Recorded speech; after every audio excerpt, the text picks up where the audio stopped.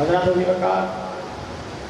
دعوت خطاب دوں گا مجلس آرائے اسلام پاکستان کے مرکزی ناظم اعلیٰ مناظر خط نبوت جناب حضرت مولانا محمد بحیرہ صاحب کہ آپ تشریف لائیں اور آج کی اس مجلس میں اپنے خیالات عالیہ سے ہمیں نوازیں۔ جناب حضرت مولانا محمد بحیرہ صاحب مرکزی ناظم اعلیٰ مجلس آرائے اسلام پاکستان۔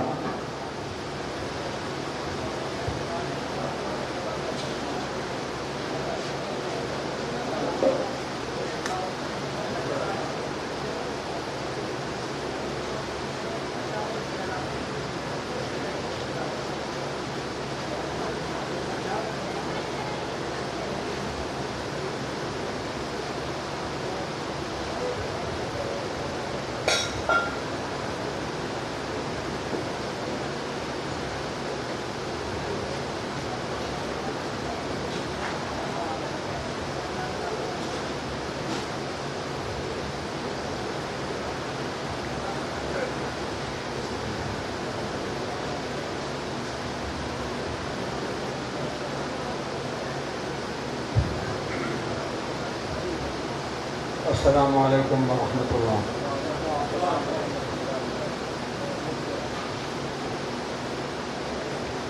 الحمد للہ الذی لم يتخذ ولدا ولم يكن له شريك في الملك ولم يكن له ولي من الذل وكبره تكبيرا۔ سبحانه تعالى عما يقولون علوا كبيرا، ونشهد أن لا إله إلا الله وحده لا شريك له، ونشهد أن سيدنا ومولانا محمدا عبده ورسوله صلى الله تبارك وتعالى عليه وعلى آله وأصحابه وبارك وسلم تسليما كثيرا كثيرا۔ أما بعد فأعوذ بالله من الشيطان الرجيم، بسم الله الرحمن الرحيم۔ يوم لا يخزي الله النبي والذين معه، وقال تعالى رجال صدقوا ما عاهدوا الله عليه، فمنهم من قضى نحبه ومنهم من ينتظر وما بدلوا تبديلا۔ صدق الله مولانا العظيم وصدق رسوله النبي الكريم، ونحن على ذلك لمن الشاهدين والشاكرين، والحمد لله رب العالمين۔ ربنا تقبل منا إنك أنت السميع العليم، وتب علينا إنك أنت التواب الرحيم۔ اللهم صل على محمد وعلى آل محمد كما صليت على إبراهيم وعلى آل إبراهيم إنك حميد مجيد۔ اللهم بارك على محمد وعلى آل محمد كما باركت على إبراهيم وعلى آل إبراهيم إنك حميد مجيد۔ دوستو ملتان دار بن ہاشم نے مجلس ذکر حسین کے عنوان سے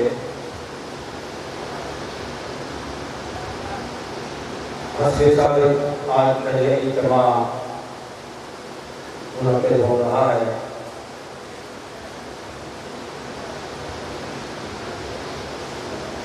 ہم یہاں کا سکولوں میں پڑھتے تھے کہ یہ مجلس برپا کی گئی اور آغاز کیا گیا، اس وقت خصوصی کتاب اور آخری کتاب سید آقا محسن شاہ صاحب بخاری رحمۃ اللہ علیہ کو ہوا کرتا تھا۔ काफसूर से हम पैदल चल कर आते गुलगश्त कर रहे थे, जहाँ शहीद होते तलबा थे, तालिब थे। और फिर जब फरागत हो गई तो उसके बाद एक लंबा अरसा तक जैसे इब्तिदा से इंतहा तक मेरे कंट्रोल में होगा और अपनी अपनी मसरूफियात काफ़ी प्रोग्रामों में शरीक ना हो सका। हाजिरी हुई यहाँ किसी मीटिंग के सिलसिले में, तो मुझे हुक्म हुआ कि मैं भी आपसे 2-4 मिनट बात करूँ। ये दिन अपनी अज़मत के एतबार से पहले दिन से ही अज़मत रखता है। आज साथ ज़माना कि 10वीं मुहर्रम को सैयदना हुसैन रज़ियल्लाहु ताला अन्हु की शहादत हुई करबला में, इसलिए बेशतर यही होता है कि इस दिन के जो भी इज्तिमाअत हों उसमें सैयदना हुसैन का तज़किरा हो, उनकी फजीलत का तज़किरा हो और उनके मनाक़िब का तज़किरा हो। एक बात देखिए कि हमारे दीन का कलमा, नमाज, रोज़ा, हज, ज़कात, कुरान मजीद की तिलावत और दीन के वो तमाम मसाइल जो इबादत के साथ वाबस्ता हैं, मुआमलात के साथ वाबस्ता हैं, अक़ायद के साथ वाबस्ता हैं, अखलाक के साथ वाबस्ता हैं, बयान करना भी सवाब है और उस पर अमल करना भी सवाब है। और दीन के इब्तिदाई हमारे बुजुर्ग हैं जिन्होंने कबूल किया दीन को, जिनको सहाबा कहा जाता है, अहले बैत कहा जाता है, जैसे दीन के अहकामात को बयान करना, तज़किरा करना इबादत से खाली नहीं है, ऐसे इन बुजुर्गों का तज़किरा करना भी इबादत से खाली नहीं है। सैयदना हुसैन रज़ियल्लाहु ताला अन्हु भी उन्हीं नफूस में हैं जिन्होंने हुज़ूर पाक सल्लल्लाहु अलैहि वसल्लम से इज्जत पाई, मकाम पाया, मर्तबा पाया। यकीनी तौर पर उनका तज़किरा करना, उनके फ़ज़ाइल को बयान करना, उनके महासिन को बयान करना, ये भी इबादत का ही एक हिस्सा है।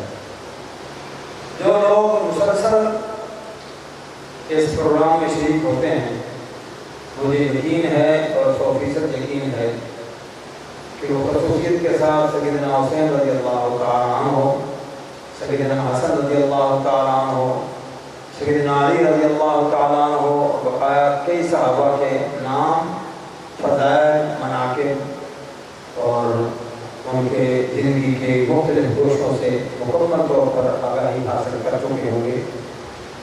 लेकिन यहाँ फिर बार बार हाजिर होना, बार बार सुनना, बार बार तज़किरा सुनाना और सुनना, ये यकीनी तौर पर सहाबा किराम के साथ, हसन हुसैन के साथ मोहब्बत और अक़ीदत की वजह से है कि फिर तज़किरा सुनाओ हसन हुसैन का, फिर तज़किरा सुनाओ अली मुर्तज़ा का, फिर तज़किरा सुनाओ अबू बकर, उमर, उस्मान का, तज़किरा हो जाए मुआविया बिन अबी सुफियान का, तज़किरा हो जाए उन सहाबा किराम का जिन्होंने हज़ूर सल्लल्लाहु अलैहि वसल्लम को इब्तिदाई तौर पर देखा भी, कबूल भी किया और दीन के नाम पर अपना माल, अपनी जान और अपने तमाम नज़रियात कबूल किए और हज़ूर का कहा सुना जो कुछ है सब का सब कबूल करने के बाद उम्मत को अमानत के तौर पर मुंतकिल किया।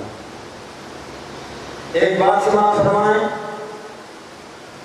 कि हज़रत आदम अलैहिस्सलाम से नबूवत और रिसालत का सिलसिला शुरू हुआ और मुख्तलिफ अदवार में जो कुछ इंसान की ज़रूरत थी और सारी के सारे नबियों के वास्ते से अल्लाह तबारक व तआला अपनी मखलूक को पहुँचाते रहे।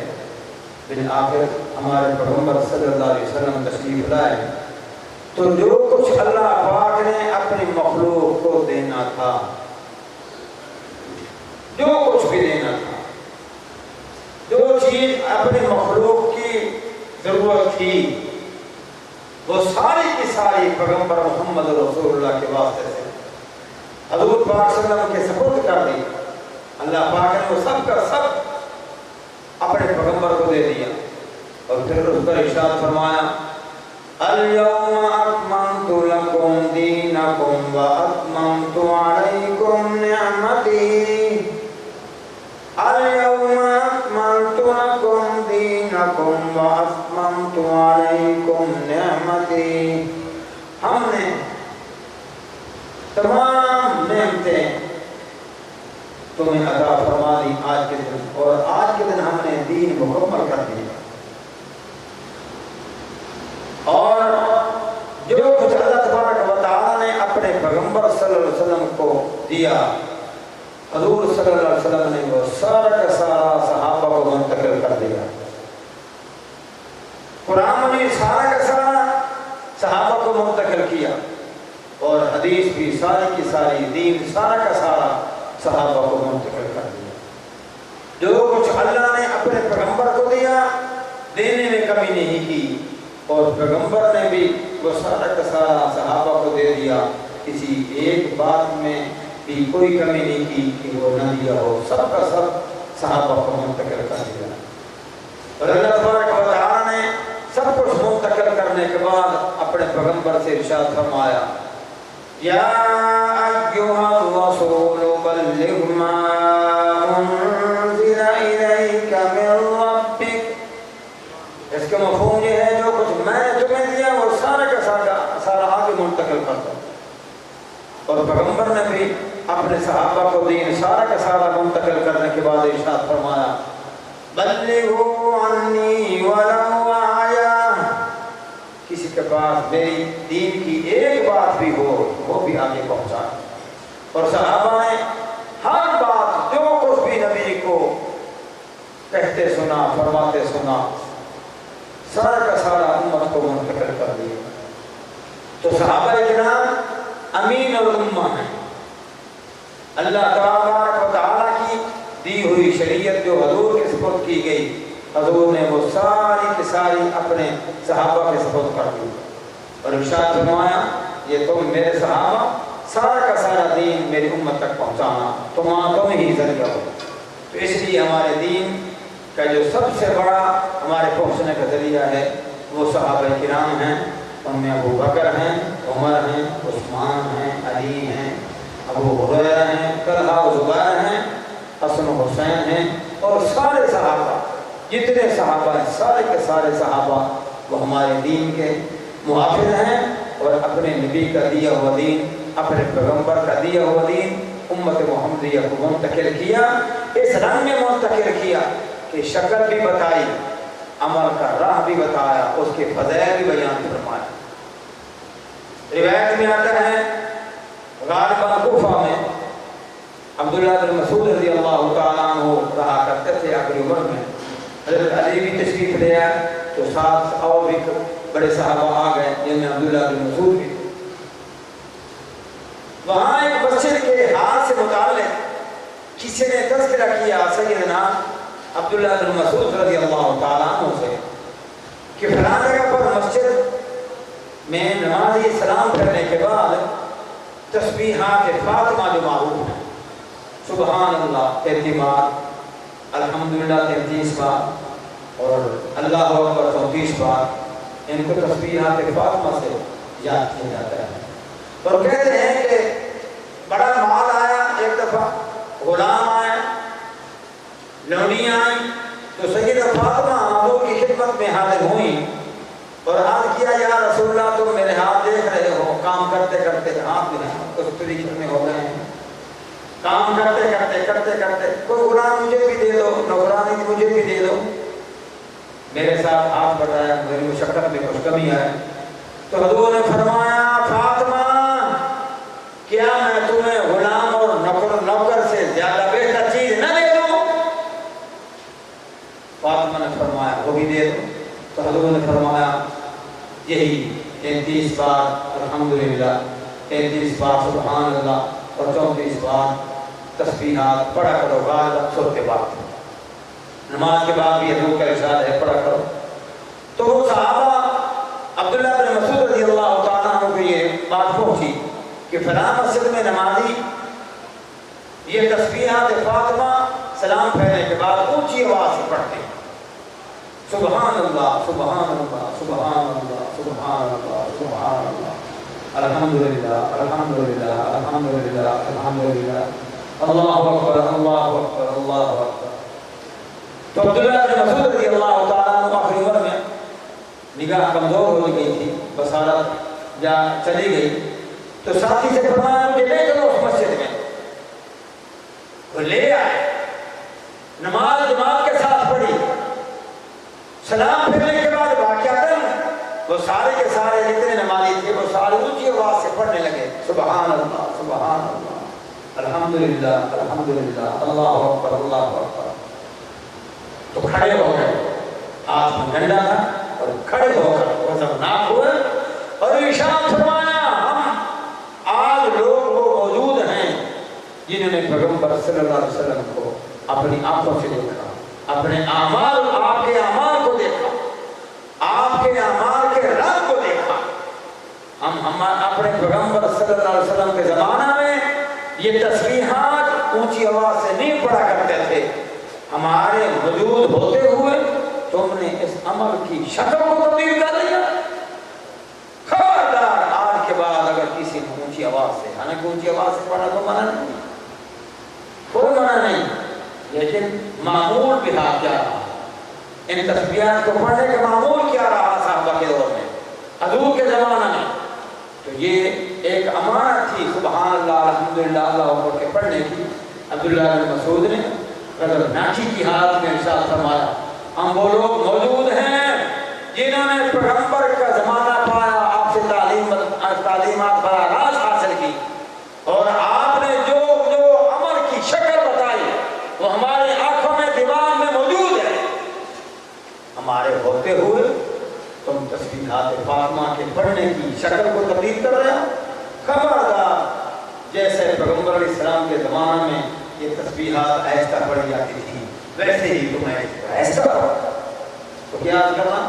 جیسے جیسے پیغمبر نے جو اعمال کیفیت بتائی، جو رنگ بتایا، جو طریقہ بتایا، جو عمل بتایا، صحابہ کرام نے انہی کو اپنایا اور انہی کو آگے امت محمدیہ کے ایک ہی فرد تک پہنچایا، شکل کی صورت میں، عمل کی شکل کی صورت میں، عمل کے جو بھی رنگ تھا وہ سارا کا سارا پیغمبر کو منتقل، پیغمبر کا کیا ہوا بتایا ہوا سارا امت میں منتقل کیا، اور آج وہ ساری کی ساری شکل اسلام کی ایک ایک بات کی، حرکات و سکنات کی، سب کی سب امت محمدیہ پر کے پاس محفوظ ہے۔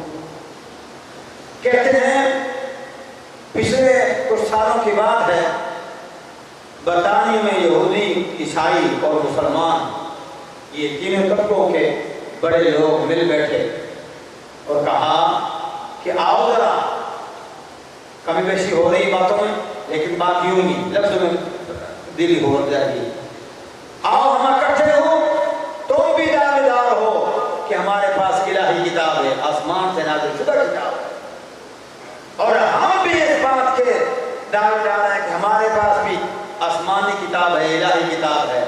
ہم تینوں طبقے عیسائی، یہودی اور مسلمان اکٹھے ہوں اور اللہ کی طرف سے نازل شدہ کتاب کو ہم پڑھیں، ایک ساتھ بیٹھ کر پڑھیں۔ تو کہتے ہیں سارے گروہ اکٹھے ہوئے، مسلمان بھی اکٹھے ہوئے، یہودی بھی اکٹھے ہوئے، عیسائی بھی اکٹھے ہوئے، اور سٹیج سجایا گیا، پادری عیسائیوں کے آئے، وہ بھی بیٹھ گئے۔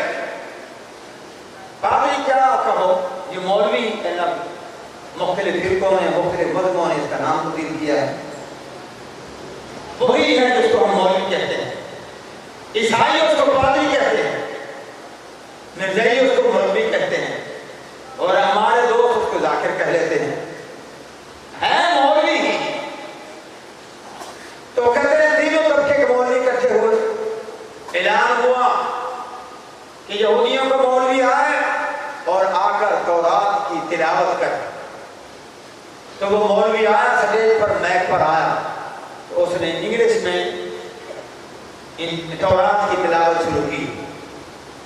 تو مسلمان کھڑے ہو گئے، کہا دیکھو بات سنو، تمہارا ہمارا طے شدہ جو معاہدہ ہے وہ یہ ہے کہ الہی کتاب پڑھی جائے تو ترجمہ نہیں یہاں چلے گا، جس زبان میں یہ کتاب نازل ہوئی تھی اسی زبان میں اس کتاب کو سنایا جائے۔ اب ان کے پاس وہ منوان اس زبان میں یہ کتاب موجود نہ تھی، بے بس ہو کر بیٹھ کے کہا ہم جس زبان میں اس کا نزول ہوا ہے اس زبان میں اس کو نہیں سنا سکتے، نہیں سنا سکتے تو معاہدہ ہے تورات جو اللہ تعالیٰ کی طرف سے آسمان سے نازل ہوئی وہی سنائی جائے، کہ کسی زبان میں اس کا ترجمہ مقبول نہیں ہوگا، وہی کتاب اسی زبان میں سنائی جائے۔ جب بے بسی کی حالت میں اس نے کہا کہ ہم اس زبان میں نہیں سنا سکتے تو یقینی طور پر یہ فیصلہ کرنا پڑا کہ تم بیٹھ جاؤ، تورات کو اور اس کی اپنی زبان میں نہیں سنا سکتے تو بیٹھ جاؤ۔ انجیل کے لیے عیسائی کو بلایا گیا، پادری کو، آؤ بھائی تم انجیل کی تلاوت کرو۔ انجیل کے تلاوت کرنے کے لیے عیسائی مولوی آیا، پادری آیا اور اس نے بھی انگریز میں انجیل کو شروع کیا سنانا۔ پھر پادری مسلمان کھڑا ہوا کہا طے شدہ پروگرام یہ ہے کہ جو آسمان سے جس رنگ میں یہ کتاب نازل ہوئی ہے اسی کو سنایا جائے، ترجمے کی بات نہیں ہوئی۔ وہ بھی بے بس ہو گیا۔ پھر مسلمان کھڑے ہوئے، مسلمانوں نے کہا ہم پوری چیلنج سے یہ بات کہتے ہیں کہ ہمارے پاس الحمد سے لے کر والناس تک قرآن مجید کا ایک ایک لفظ اسی زبان میں موجود ہے جس زبان میں اللہ پاک نے جبریل کے واسطے یہ اتارا تھا۔ تو پھر قرآن مجید کی تلاوت شروع کی۔ پھر قرآن مجید کی تلاوت قرآن پڑھنے والا کو وہ پڑھنے والا اور اس قرآن مجید کی تلاوت کا اثر نہ ہو یہ نہیں ہو سکتا۔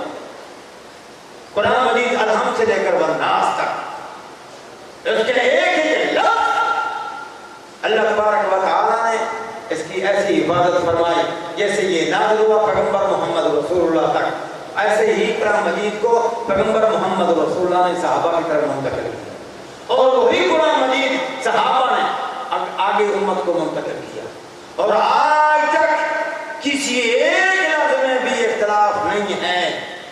چاروں مذہب چاروں سچے، ابو حنیفہ کا مذہب بھی سچا، امام شافعی کا مذہب بھی سچا، امام مالک کا مذہب بھی سچا، احمد بن حنبل کا مذہب بھی سچا، چاروں مذہب اکٹھے ہو کر کسی جگہ پر یہ اختلاف امت میں سے کوئی فرد نوٹ نہیں کر سکتا کہ کسی جگہ پر الحمد سے لے کر والناس تک چاروں میں کسی اعتبار سے کوئی لفظی اعتبار سے کوئی اختلاف ہو۔ الحمد سے لے کر والناس تک تمام الفاظ، حروف، زبر، زیر سبھی کے سبھی ایک ہی جیسے ہیں، پوری کائنات میں ایک جیسے ہیں۔ اللہ مجھے اور آپ کو بار بار حرمین شریفین کے حاضرین نصیب فرمائے، اونچی بات سے کہیں ہو سکتا ہے اللہ تعالیٰ کے ہاں قبولیت کا وقت ہو۔ مسجد نبی میں بیٹھے ہوئے تھے تو ایک ملیشین قرآن مجید کی تلاوت کر رہا تھا اور یہ ایت پڑھ رہا تھا، کرتے کرتے تلاوت وَمَا مُحَمَّدٌ إِلَّا رَسُولٌ قَدْ خَلَتْ مِن قَبْلِهِ الرُّسُلُ أَفَإِن مَّاتَ أَوْ قُتِلَ انقَلَبْتُمْ عَلَىٰ أَعْقَابِكُمْ۔ تو ساتھ یہاں پاکستان کا پنجابی آدمی جو بالکل دیہاتی سا آدمی کپڑے اسے محسوس ہوتا تھا کہ جو غریب آدمی ہے، اللہ نے لکھا ہوا تھا وہ حرمین شریف کو، اس نے کو غلطی کی قرآن مجید کے لفظ پڑھنے میں، تو وہ بولا، وہ جو بیٹھا ہوا تھا پاکستانی پنجابی دیہاتی وہ بولا، اس کی نے غلطی اس کی نکالی اور ایت پوری کی پوری پڑھ دی، جہاں غلطی تھی پیچھے سے پڑھا اور غلطی کو صحیح کر دیا۔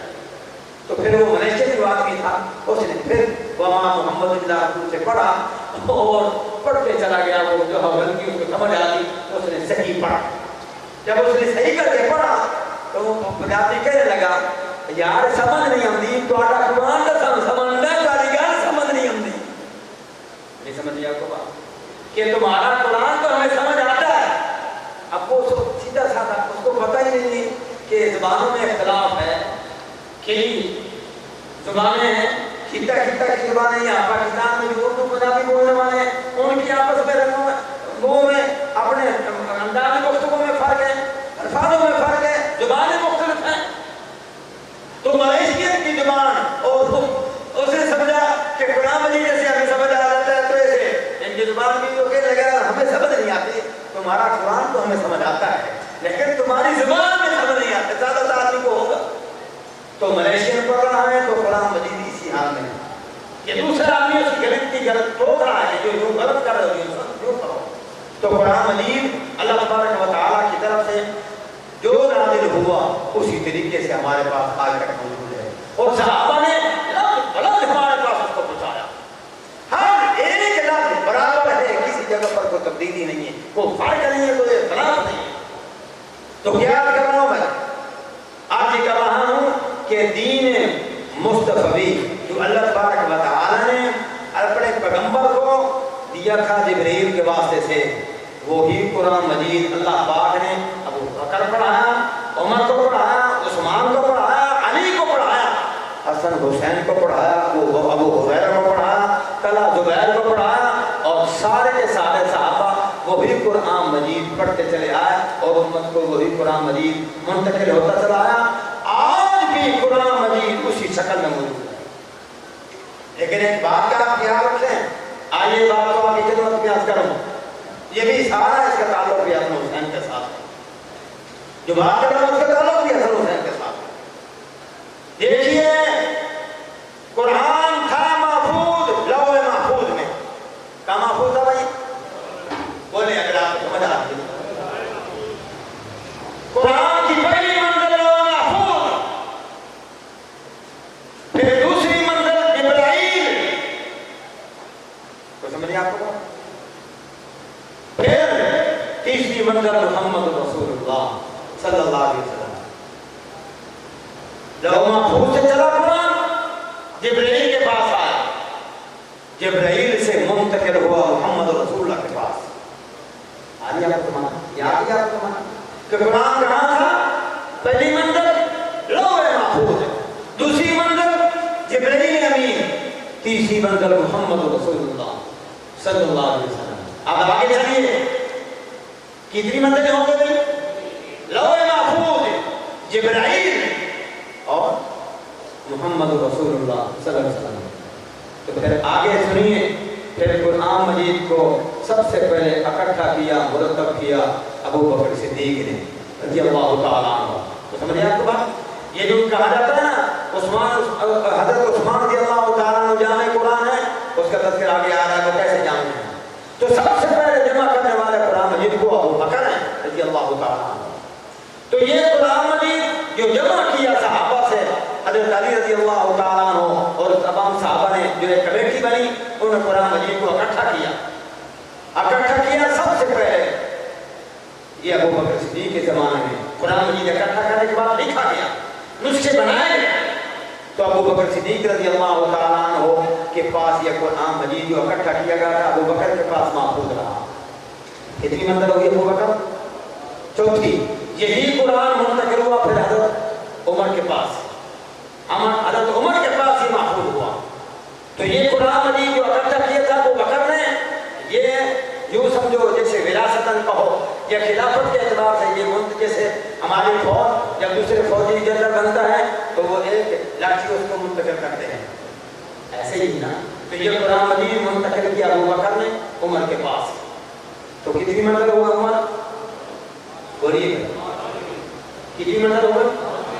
5 منزل. پہلی منزل لوح محفوظ, پھر جبرائیل, پھر محمد رسول اللہ, پھر ابو بکر, پھر عمر آئی, پھر آگے یہ قرآن منتقل ہوا عثمان بن عفان کے پاس. یہ قرآن مجید جو ہمارے پاس موجود ہے وہی موجود ہے جو لوح محفوظ سے چلا تھا. جبرائیل کے پاس آیا, پیغمبر محمد رسول اللہ کے پاس آیا, ابو بکر, عمر, عثمان کے پاس آیا. یہ 6 منزلیں طے کرتا کرتا جب عثمان کے پاس آیا تو یہی عثمان نے امت کی طرف منتقل کر دیا. آج آپ کو سمجھ. تو یہ قرآن مجید 6 منازل سے چیک ہوتا ہوا ابو بکر کے پاس, عمر کے پاس, عثمان کے پاس. اب جب عثمان نے اس پر تمام امت کو متفق پایا تو وہی قرآن مجید اب تک چل رہا ہے. اس کے اوپر محمد رسول اللہ کے دستخط ہیں, ابو بکر کے ہیں, عثمان کے ہیں. وہی قرآن ہمارے پاس ہے, اور وہی قرآن حسن کے پاس تھا, وہی قرآن حسین کے پاس تھا, وہی حسن کے پاس تھا, وہی حسین کے پاس تھا, اور को हिफ्ज़ था जो हुसैन के हिफ्ज़ था। वही कुरान मजीद हम हिफ्ज़ कर रहे हैं जो फातिमा को हिफ्ज़ था, और वही कुरान मजीद हम हिफ्ज़ कर रहे हैं जो फातिमा कुरान मजीद की तिलावत करते करते चक्की चलाया करती थी। और वही कुरान मजीद हमारे पास मौजूद है जो मौला अली ने फरमाया, जब सहाबा ने पूछा कि पैगंबर ने शोरा तो हुई कि अबू अली मुर्तज़ा के पास को खास इल्म है, पैगंबर मोहम्मद रसूलुल्लाह देकर गए हैं, तो सहाबा आए अली के पास, तुम जरा बताओ तो सही कि हुजूर ने तुम्हें कोई खास तालीम दी है? तो अली के मुर्तज़ा ने फरमाया, मुझे वही तालीम दी है जो तुम्हें दी है तालीम, जिसको कुरान कहते हैं, वही इल्म कुरान अल्लाह पाक ने मुझे भी दिया।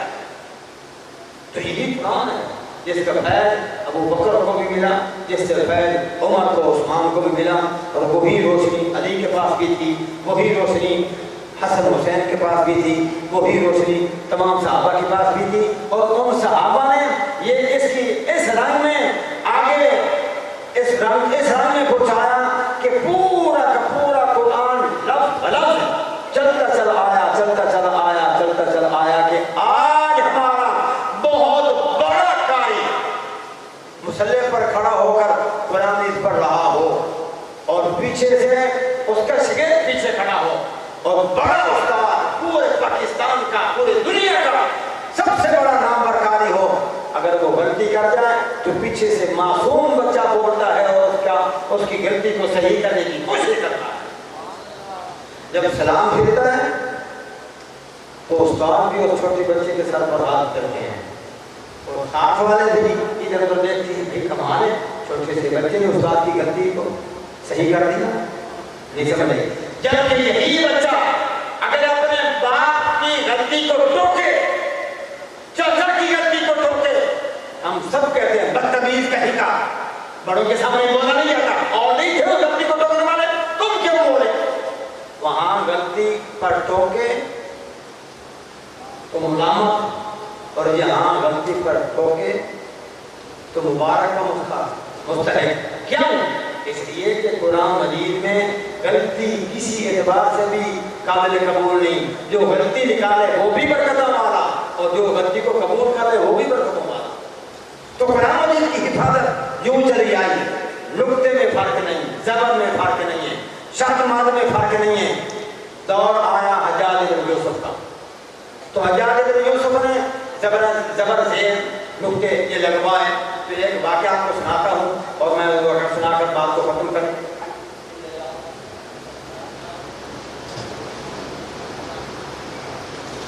हाँ जी, तो कहते हैं एक वाक़या का तज़किरा है कुरान मजीद में, सैयदना खिज़र अलैहिस्सलाम और सैयदना मूसा अलैहिस्सलाम से मुताल्लिक़ कई वाक़यात हैं। एक वाक़या आपको सुनाता हूँ कि सैयदना मूसा अलैहिस्सलाम खिज़र अलैहिस्सलाम के साथ थे, तो एक बस्ती में आए, भूख लगी हुई थी, और वहाँ आकर रोटी का तकाला किसी साथी से किया।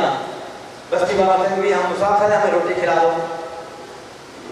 तो कुरान मजीद में है कि बस्ती वालों ने रोटी खाने के लिए तैयारी कोई न की, न खिलाया, इनकार कर दिया।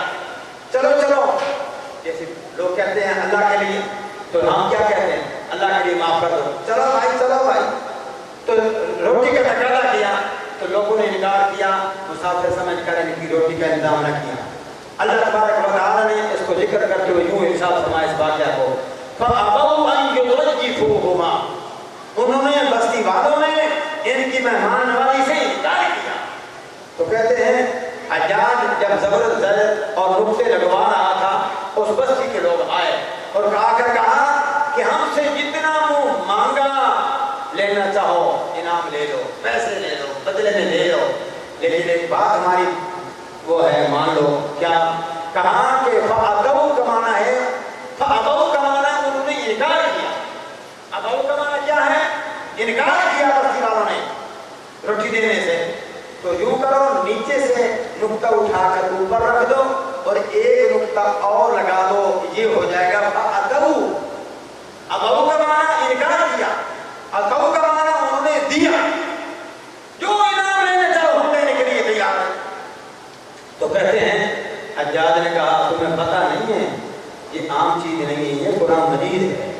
जैसे जैसे क्यों नाज़िल होना था वो नाज़िल हुआ, और हजूर के पास आया, हजूर के बाद अबू बकर, उमर, उस्मान, अली और इन सब सहाबा से मुंतकिल होता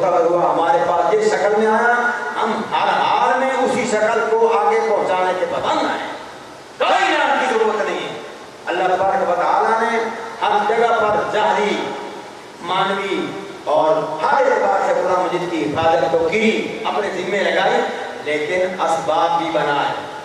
उस असबाब में से अबू बकर का वजूद काम आया, उन असबाब में उमर का वजूद काम आया, उन असबाब में से उस्मान का काम आया, उन असबाब में से सहाबा किराम का वजूद काम आया।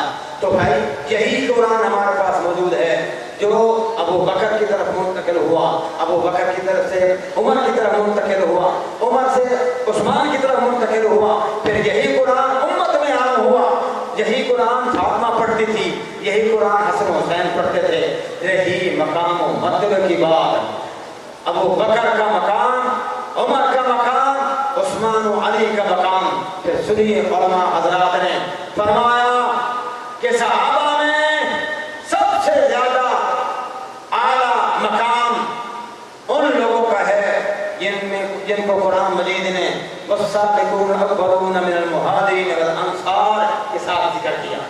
और फिर अल्लाह पाक के नेक लोगों ने इरशाद फरमाया कि इन तमाम सहाबा में वो सहाबा ज्यादा मकाम और रुतबे के हैं जो हुदैबिया में शरीक थे, और हुदैबिया में जो लोग शरीक थे उनमें ज्यादा मकाम उनका है जो बदर में शरीक थे, और बदर में जितने लोग शरीक थे उनमें सबसे ज्यादा मकाम अबू बकर, उमर, उस्मान और अली का है। ये मकाम, मर्तबा, रुतबा जिनको मिला जुबान नबूवत से उसका कोई इनकार नहीं किया जा सकता। लेकिन सहाबा के इनके अलावा भी बाद सहाबा हैं जिनको अल्लाह पाक ने मकाम अता फरमाया। इनफिरादी तौर पर उनका मकाम बयान फरमाया। अब्दुल्लाह बिन मसूद का बयान फरमाया, अब्दुल्लाह बिन मसूद का बयान फरमाया, अब्दुल्लाह बिन हज़रत अमीर हमजा का मकाम बयान फरमाया। ऐसे ही सैयदना हसन और हुसैन का मकाम भी बयान फरमाया। हज़रत ने इरशाद फरमाया ये जन्नत के नौजवानों के सरदार हैं, जन्नत के नौजवानों के सरदार हैं। अबू बकर को मकाम मिला, उमर को भी मिला, उस्मान और अली को भी मिला। एक बात आपसे अर्ज करता चलूं, सारे सहाबा सच्चे थे, लेकिन एक मकाम सहाबा में अबू बकर को वो मिला कि सबसे ज्यादा सचिया वो अबू बकर। सबके सब सहाबा आदिल थे, इंसाफ करने वाले थे, लेकिन सबसे ज्यादा अदल करने वाली सिफत जो मोहम्मद रसूलुल्लाह की मुंतकिल हुई उमर में, उसके लिए हजूर ने इरशाद फरमाया सबसे ज्यादा अदल करने वाले उमर हैं। हया सब सहाबा में था, लेकिन हया की सिफत सबसे ज्यादा उस्मान में थी। तो हजूर ने इस एतबार से हजूर को मकाम अता फरमाया कि सबसे ज्यादा पैकर और सिर्फ हया वो उस्मान बिन अफ़्फ़ान है। ऐसे सैयदना अली रज़ियल्लाहु तआला अन्हु का जो गुज़ार बनाए, ये सहाबा का ये मरातब और ये रुतबे अल्लाह के पैगंबर ने अपनी जुबान से अता फरमाए। तो भाई एक बात अर्ज करता चलूं, गालिबन एक सहाबी है, गालिबन उनका खुज़ैमा या इस किस्म का नाम है, उनसे बात मुतालिक इरशाद फरमाया, ये शरीयत की एक बात है कि जब भी गवाही की जरूरत पड़ेगी अबू बकर, उमर होंगे, फिर भी दो गवाह होंगे तो फिर गवाही कबूल होगी।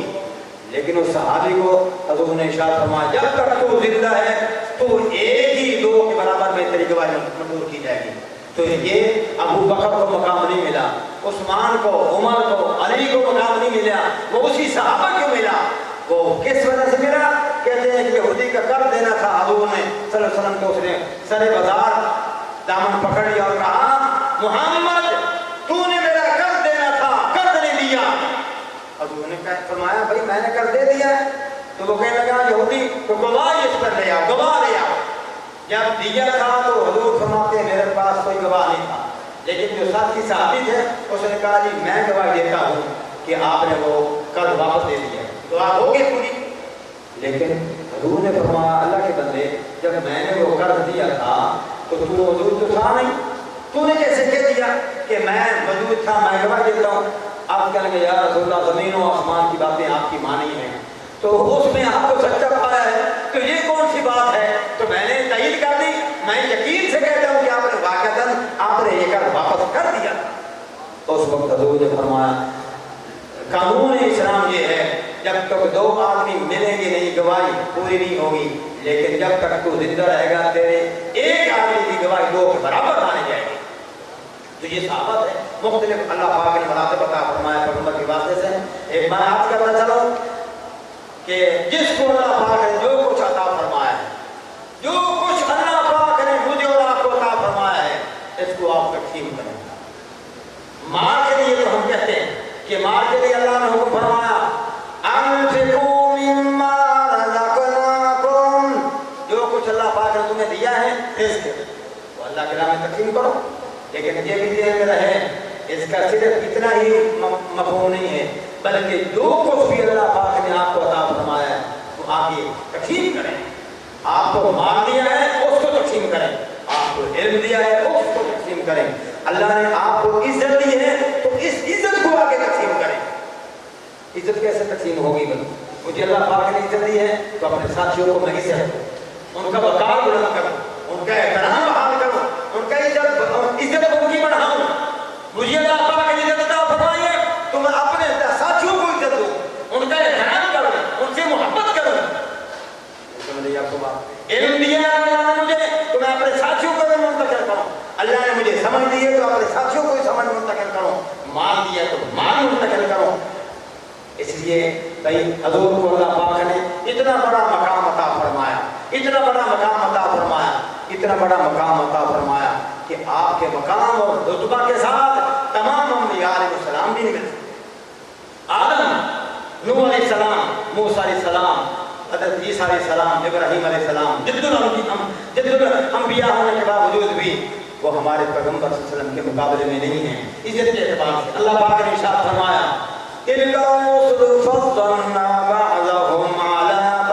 کہ اللہ پاک فرماتے ہیں میں نے رسولوں کو فضیلت دی بعض کو بعض پر. ہم تمام انبیاء، تمام رسول اپنی اپنی جگہ پر مقام و مرتبے میں یکجا، لیکن سب کا مقام ہونے کے باوجود ہمارے پیغمبر محمد رسول اللہ کا مقام سب سے اعلیٰ اور سب سے افضل.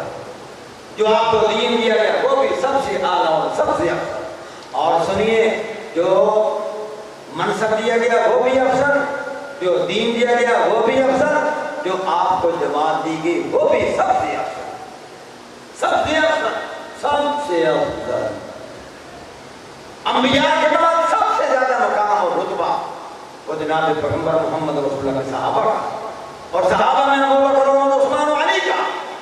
ایک ایک فرد امت پر بھاری، ساری کائنات اکٹھی ہو کر ان میں تابعین بھی ہوں، تبع تابعین بھی ہوں، ائمہ مجتہدین، محدثین، مفسرین، سارے صحابہ ہوں تو سارے کے سارے ایک تھوڑے درجے کا صحابی. تھوڑے درجے سے مراد یہ نہیں کہ ہمارے مقابلے میں جو صحابہ میں آپس میں درجات تھے اس میں سب سے تھوڑے درجے کے جو صحابی ہیں اس کے ساتھ بھی ساری امت کے ابدال، کتب، اولیاء، تابعین، تبع تابعین، مجتہدین، محدثین، مفسرین، سارے کے سارے مل کر بھی کسی ایک تھوڑے درجے کے صحابی کے ساتھ بھی نہیں مل سکتے.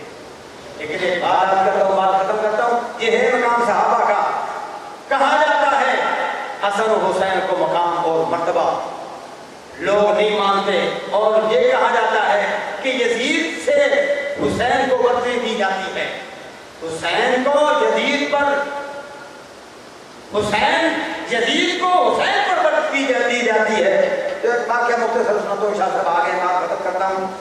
کہتے ہیں کہ سیدنا حسین رضی اللہ تعالیٰ عنہ اور سیدنا محمد بن حنفیہ رضی اللہ رحمۃ اللہ علیہ یہ بھی حضرت علی کی اولاد ہیں، اور محمد بن حنفیہ یہ بھی حضرت علی کی اولاد ہیں. یہ وہ بیٹا ہے علی کا. جب آخری وقت آیا سیدنا علی کا رضی اللہ تعالیٰ عنہ تو بلایا دونوں شہزادوں کو، حسن کو حسین کو. ارشاد فرمایا تمہاری تو امت میں بڑا مقام ہے، یہ تو ہے تمہاری ماں فاطمہ کی بنا سے، تم حسن حسین ہو، تم فاطمہ کی اولاد ہے، محمد رسول اللہ کے نواسے ہو، تمہارا تو مقام امت میں ہے ہی. امت تمہارے ساتھ بڑا پیار کرتی ہے، محبت کرتی ہے. خیال کرنا اس اپنے بھائی محمد کا خیال رکھنا. حضرت علی کا ان کے ساتھ بڑی محبت اور پیار تھا. کہتے ہیں کسی مسئلہ میں آپس میں کسی بات میں سیدنا حسین اور سیدنا محمد بن حنفیہ کا آپس میں اختلاف ہو گیا، الجھاؤ ہو گیا، اور الجھاؤ میں ایک دوسرے سے دور ہو گئے. تو سنیے بڑی مختصر اختصار کے ساتھ یہ بات آپ سے عرض کرتا ہوں. محمد بن حنفیہ نے رکا لکھا سیدنا حسین کے پاس کہ دیکھیے ہمارے پیغمبر محمد رسول اللہ کی شریعت ہے دین ہے کہ اگر آپس میں دو آدمی الٹ پڑے، لڑ پڑے، اختلاف ہو جائے تو وہ زیادہ رتبے والا آدمی ہے جو سب سے پہلے شروع کرے، جو سب سے پہلے شروع کرے اس کو اللہ بڑا مقام عطا فرمائیں گے۔ آپ میرے بھائی ہیں اور آپ کا مقام و مرتبہ بہت بلند ہے میرے مقابلے میں، تو میں چاہتا ہوں یہ مرتبہ بھی آپ کو مل جائے کہ آپ شروع میں پہل کریں۔ میں نے یہ کہا کہ حضور کے دین میں آپس میں الجھاؤ ہونے کے بعد جو سب سے پہلے شروع کری ہاتھ بڑھائے اس کا مقام و مرتبہ زیادہ ہے۔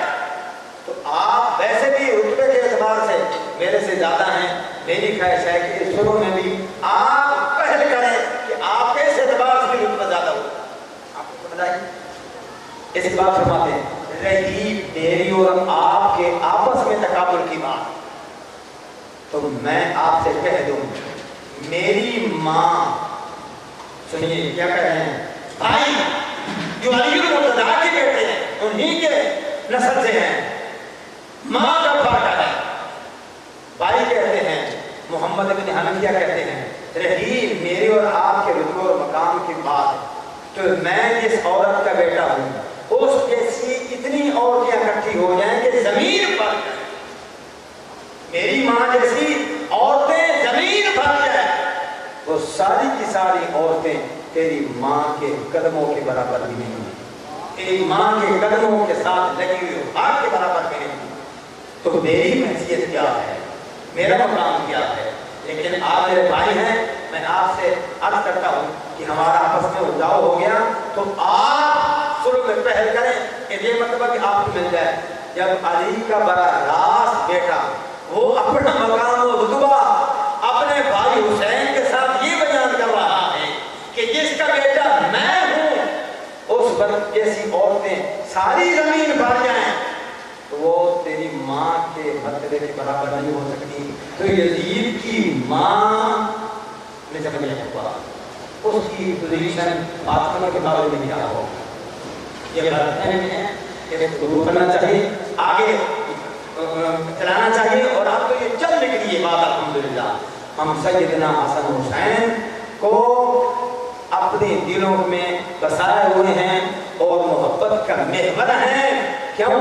اس لیے کہ حضور نے فرمایا یا اللہ میں حسین سے محبت کرتا ہوں تو بھی ان سے محبت کر، جو حسین حسن سے محبت کرے اس سے بھی محبت کر۔ تو ہم اللہ کے محبت دینا چاہتے ہیں اور حضور کی محبت بھی سمیٹنا چاہتے ہیں، اور وہ مشروط ہے حسن حسین کی محبت کے ساتھ۔ تو ہم چاہتے ہیں ہمارے دلوں میں اس سے زیادہ حسن حسین کی محبت ہو، اور ہم دنیا میں رہیں تو حسن حسین کی محبت کے ساتھ ابو بکر کی محبت ہو، عمر عثمان علی کی محبت بھی ہو، معاویہ کی ہو، ابو ہریرہ کی ہو، تمام صحابہ کی محبت ہو، اور حسن حسین کی محبت بھی ہو۔ ہم جب مرنے لگیں تو پھر بھی اس بات یہ سوچ ہماری زبان پر کلمہ ہو، ایسا ابو بکر عمر عثمان کے ساتھ بھی محبت کے ساتھ ہم جائیں، حسن حسین کے ساتھ محبت پیار کے ساتھ ہیں۔ اور ایک آخری بات کرتا ہوں، کہتے ہیں کہ جس کے دل میں محبت اہل بیت ہوگی وہ ہر حال میں مرتے وقت اہل سنت والجماعت ہو کر مرے گا۔ یہ سمجھیے آپ بات، جس کے دل میں محبت اہل بیت ہوگی وہ آخری وقت میں اہل سنت والجماعت ہو کر ہی مرے گا۔ تو بہتر ہے اگر ایسے ہی بات ہے تو ہم جیتے ہی اہل سنت والجماعت کہنا، اور اہل سنت والجماعت کے ساتھ وابستہ ہوں، اور اسی سلسلہ کے ساتھ آخری لمحات بھی ہمارے ہوں کہ ہم محبت رسول بھی ہو، محبت صحابہ بھی ہو، اور اہل بیت کے ساتھ محبت بھی ہو، اور اہل سنت والجماعت کے ساتھ بھی ہوں۔ اللہ تبارک و تعالیٰ مجھے اور آپ کو اپنے بزرگوں کے ساتھ محبت کرنے کی ان کی طاقت کرنے کی توفیق عطا فرمائے۔